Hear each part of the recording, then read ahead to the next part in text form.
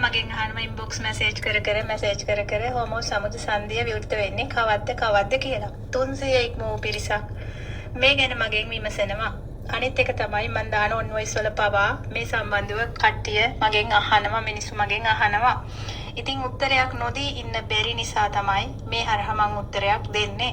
ඉතින් ඇත්තටම 2026 6 වෙනි මාසේ 10 වෙනිදාට කලින් හොමෝ සමුද සංධිය විවෘත වෙනවා. 6 වෙනි මාසේ ගමන ගඩි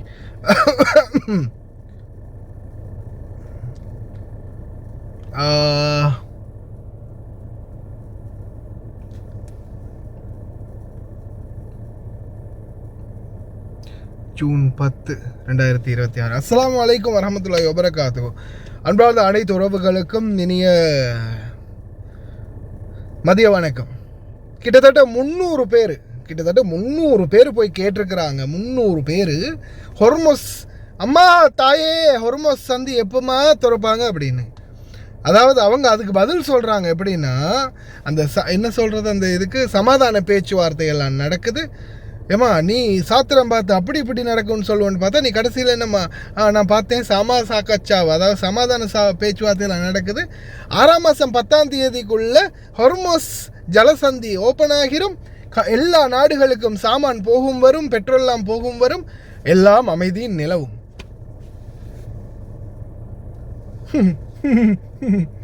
அஸ்தக்ஃபிருல்லாஹ் யா ரப்பி யா அல்லாஹ்.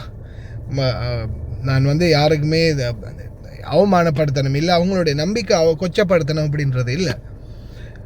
இப்போ நிறைய இவங்களுடைய வீடியோ அதுக்கு பிறகு பார்த்தா அதுக்கு ஒரு பூஜை பண்ணணும், இதுக்கு ஒரு பூஜை பண்ணணும். அதுக்கு நாம் அந்த பூஜை ஒன்று பண்ணிட்டோன்னா சரியாகிடும். இப்போ மெதுவாக அப்படியே கொஞ்ச நாள் உபதேசம் மாதிரி பண்ணிக்கிட்டு இருந்தாங்க. இப்போ மெதுவாக அதுக்கு ஒரு பூஜையை போட்டால் சரியாயிடும், இதுக்கு ஒரு பூஜையை போட்டால் சரியாயிடும். பாபா சம்பளம் கொடுக்கலையா, போடுவோம் பூஜை. மாமா போனஸ் கொடுக்கலையா, போடுவோம் பூஜை. என்ன பண்ணுறது, இதுதான் நிலைமையாக இருக்குது. சாரி, இந்த டாப்பிக்கை நான் கொண்டு வந்ததுக்கு காரணம் என்ன, தயவு செய்து இந்த மாதிரி ஆட்களை நம்பாதீங்க. கொஞ்சம் சிந்திச்சு செயல்படுங்க. அதே மாதிரி குவைத்தில் நான் இப்போ வரும்போது ஒன்று ஜாப்ரல் அலி, சரியா, புகை தானே, அது எந்த ஏரியாவிலேருந்து வருதுன்னு வியூகிக்க முடியாது. ஃபின்டாஸில் இருந்து பார்க்கும்போது ஏதோ ஃபின்டாஸ் கத்தா 2 3 ஃபயர் மாதிரி இருந்துச்சு.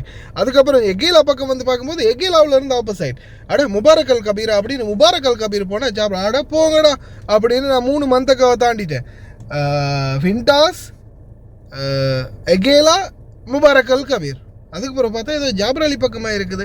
ஜாபர் அலி இப்போ நான் கடைசியில் சபஹானுக்கு போகுதோ ஆள விடுங்கடா அப்படின்னு நான் ஓடி வந்துட்டேன். ஆனால் அந்த வண்டியில் வரும்போது நான் வீடியோ எடுத்தேன்.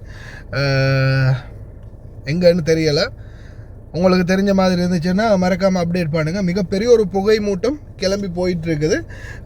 ஏதாவது வீடா இல்லை வண்டி எரிஞ்சிருச்சா என்ன ஏதுன்றது சரியான ஒரு அப்டேட் இன்னும் கிடைக்கல. நானும் தேடி பார்த்தேன், அதுக்கான சரியான ஒரு அப்டேட் எனக்கு இப்போதைக்கு வரைக்கும் ட்விட்டரில் கிடைக்கல. எங்கே தீப்பற்றுறது என்ன ஏது அப்படின்றது. ஏன்னா வெடிப்பு சத்தம் எதுவுமே அப்படியெல்லாம் எதுவும் இல்லை, எந்த ஒரு ஆபத்தும் இல்லை. ஆனால் நான் நினைக்கிறேன் இது ஒரு தீ விபத்து சம்பவமாக தான் இருக்கணும் அப்படின்னு. ஏன்னா இப்போதைய சூழலில் எந்த ஒரு அப்டேட்டுமே இல்லை இப்போ வரைக்கும். கிட்டத்தட்ட இந்த வீடியோ நான் ரெக்கார்ட் பண்ணுற டைம் பார்த்திங்கன்னா 12:50 இப்போ வரைக்கும் எந்த ஒரு அப்டேட்டும் இல்லை. அதே போல் மீண்டும் மோசமான நிலைமைக்கு திரும்பி இருக்குது. சரியா, இரு பக்கமும் ரொம்ப மோசமான நிலைமைக்கு திரும்பி இருக்குது. இரு பக்கமும் எங்கே போய் முடிய போகுது அப்படின்றது தெரியலை. 2 பக்கமும் ரொம்ப இப்படி முட்டிக்கட்டு நிற்கிற அளவுக்கு ஈரானும் அமெரிக்காவும் மறுபடியும் சண்டையை ஆரம்பிச்சிருக்கிறாங்க. ஜோர்டானில் அதே மாதிரி, குவைத், ஈராக், அதே மாதிரி பஹ்ரைனில் 4 ஏரியாவில் தாக்குதல் நடத்தியிருக்கிறாங்க இன்றைக்கு அதிகாலையில். அதே மாதிரி சரியா நேவிகேஷன்ஸ் மற்றும் இந்த மேரிடைம்ஸ் அந்த இது இருக்குது தானே, கடல் ரேடார் அந்த சிஸ்டங்கள் இருக்கக்கூடிய கடலோர பகுதியை தொடர்ந்து அப்படியே டார்கெட் பண்ணிட்டு வராங்க. அதாவது பாகிஸ்தான் எல்லையிலேருந்து அப்படியோ இப்படி அந்த படப்பிடிப்பாளர்கள் அப்படியோ ஃபோக்கஸ் பண்ணுவாங்க இல்லையா, அது மாதிரி அப்படியோ ஃபோக்கஸ் பண்ணி கொண்டு வரானுங்க. அமெரிக்கா ஈரானுடைய கடல் எல்லைகளில் இருக்கக்கூடிய ஒவ்வொரு ரேடார் சிஸ்டத்தையும் மெதுவாக களை எடுத்து வராங்க. என்ன நடக்க போகுதுன்னு தெரியல, பார்ப்போம். ஆனால் இவங்களுடைய இந்த போக்கு ஸ்ட்ரைட் ஆஃப் ஹார்மஸை மொத்தமாக அமெரிக்காவுடைய கட்டுப்பாடு கொண்டு வர நோக்கத்தில் தான் இருக்கிற போல் இருக்குது. சரி, யாராவது ஒருத்தர் கொண்டு வந்து திறந்தாலும் பரவாயில்ல. இது இவனுங்க இந்த பக்கம் வச்சுக்கிட்டு அவனுங்களோட நேவியை வச்சுக்கிட்டு அந்த வரப்போகிற கப்பலையெல்லாம் மிரட்டிக்கிட்டு இருக்கானுங்க. இந்த பக்கம் ஈரான் ஹார்மஸை பிளாக் பண்ணி வச்சுருக்குது, உள்ளே வர முடியாமல் வெளியே. அந்த பக்கம் வெளியில் இருந்துக்கிட்டு பார்க்கலாம். கவனமாக இருங்க, பிரார்த்தனை பண்ணுங்கள்.